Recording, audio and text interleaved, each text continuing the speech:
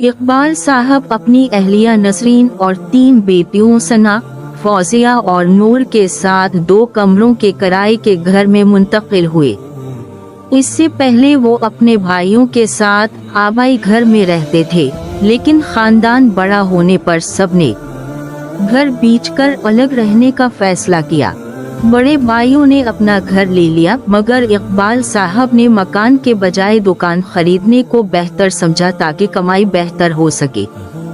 एक रात खाने के बाद नसरीन ने बच्चियों के स्कूल का मसला उठाया, क्योंकि पिछला स्कूल अब बहुत दूर था। इकबाल साहब ने वादा किया कि वो अगले ही दिन बच्चियों के लिए अच्छा स्कूल ढूंढेंगे। उसी दौरान इकबाल के भाई और भाभी मिलने आए। बातों में जब बच्चियों के स्कूल का जिक्र आया तो भाई ने बेपरवाही से कहा कि लड़कियों को महंगे स्कूल में पढ़ाने की जरूरत नहीं, क्योंकि वो पढ़ लिख कर अफसर नहीं बनेगी, आखिरकार शादी करके घर ही संभालेंगी। भाभी ने भी कहा कि लड़कियों पर खर्च करना बेफायदा है और लड़कों पर तवज्जो देनी चाहिए। ये बात नसरीन से बर्दाश्त न हुई और उन्होंने कहा कि तालीम लड़कों और लड़कियों दोनों के लिए जरूरी है। इकबाल साहब ने भी अपने फैसला पर कायम रहते हुए कहा कि वो बेटियों की तालीम पर कोई समझौता नहीं करेंगे।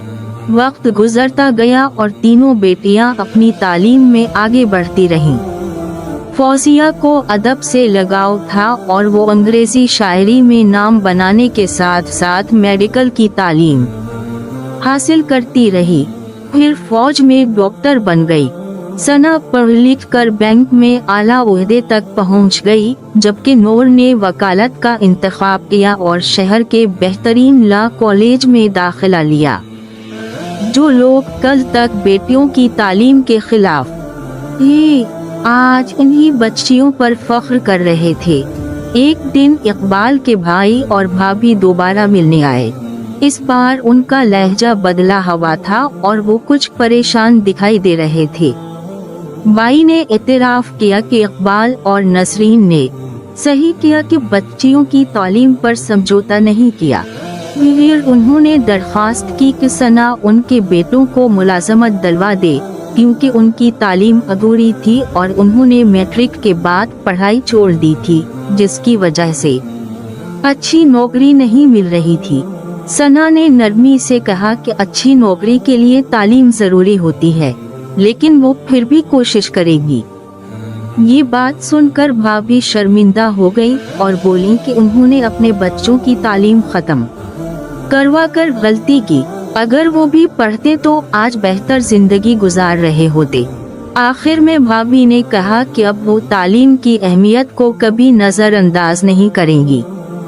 इकबाल और नसरीन एक दूसरे को मुस्कुरा कर देखने लगे।